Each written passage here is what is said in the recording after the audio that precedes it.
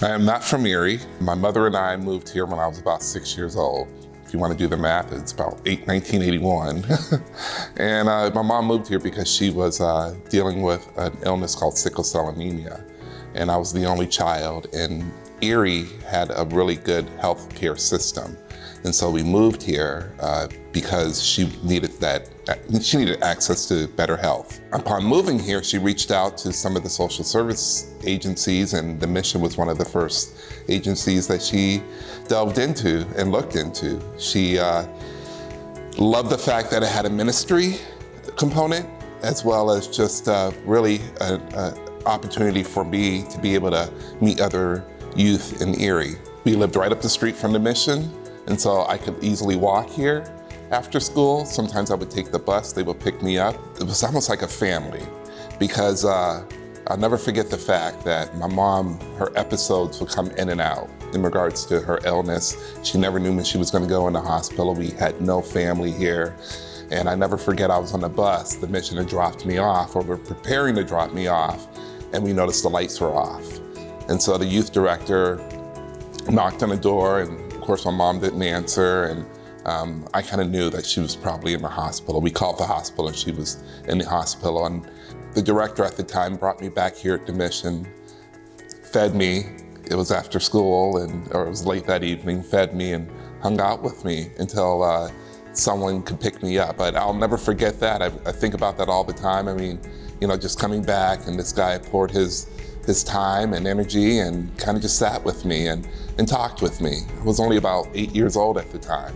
My mom and I, we moved here first, and so gradually other family members would move to Erie, and they also got involved in the Mission. It was about 8 or 9 of us that used to come here. My aunt, I was talking to an aunt of mine, and I was telling her that I am now the board chair at the Mission. She goes, "Are you talking about the city Mission?" And I said, "Yes." And she said, "Ben, we utilized so many other services when we first moved to Erie."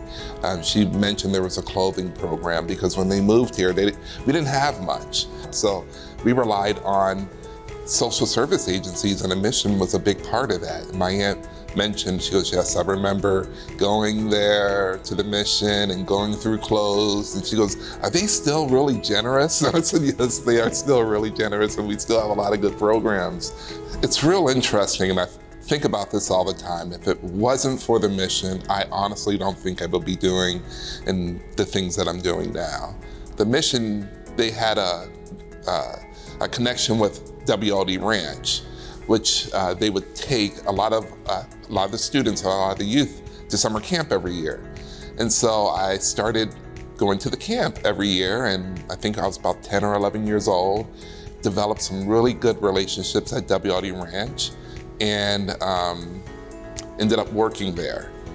Every relationship that I've gained, I mean, it's like we just don't lose ground. We're friends for life. In fact, I can't believe I didn't mention this. I mean, I wouldn't have met my wife without the Mission, So, I mean, because she was all in, when I went to the ranch, and her family was very involved with WLD Ranch, and I got to know their family, and then later in life, we reconnected, and I'm like, if I never went to the Mission, I never went to the ranch, and it's just all fell in place. My spiritual background, my mom and my grandmother were believers. I mean, they love the Lord. We were raised in it, but I didn't really understand it very early on. I was just, a young kid. I spent most of my life, honestly, very upset with God, because I felt like, okay, here's the hand you dealt me, the situation with my mom, poor, just a lot of things. I spent a lot of time just angry. Looking back, it's like, okay, God, you were totally part of this, and you probably didn't care that I wasn't mad at you, because you knew what the outcome was gonna be.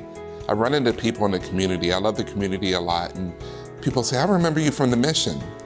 And so really, and being able to tie back a lot of my friendships that I have now to the friendships that I had here at the Mission as a young kid. And that's really important to me, because we didn't know anybody when we moved here. My mom moved here because of the issues that she had with health. We had no family.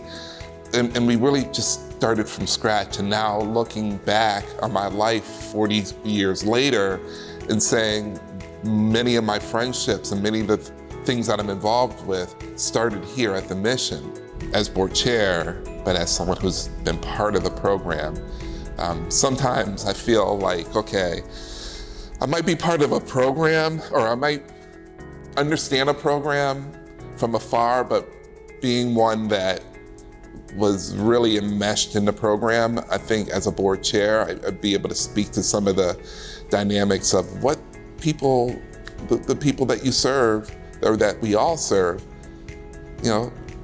deal with, so, and just having that perspective, I think, and being able to share that, I think is very valuable, and making sure that we have members on the board that really understands, the mission and what the mission is all about. At the center of all that, we're faith and our belief in God and, our mission and how, all of that, how it all works together. It's really, really important. As a board member, we really honestly need to continually pray for the mission and pray for those that are really serving the people on the front line. I think that's our duty. We must do that, support the team here, the leadership, all of that. If you would have asked me when I was 8, 9 years old that I would have an opportunity to be part of the mission and be able to serve the mission, I would have been one, like really? But it was a very special place to me. And I can tell you story upon story about some of the things that, just growing up and the things that I've seen and being able to kind of tie it back to the mission, having people here to talk to, people that understood, they didn't judge me and they didn't expose me to things that would be harmful to me. And so, and it all just kind of ties back to really the mission. I'm not the only example. I'm sure there's many other examples throughout the community. And for those donors and people that have the mission, they want to be part of the mission in one way, shape, or form, those dollars do go to helping people. It really does help. Without that help and support early on, I don't know where I would be. So I would say continue to support the mission, because there's a lot of other Bens out there that could really use your help and support. And for those of you that are the Bens out there and you're struggling and you need the help, hopefully my story and what I've gone through is enough to inspire you to walk through those doors and ask for help.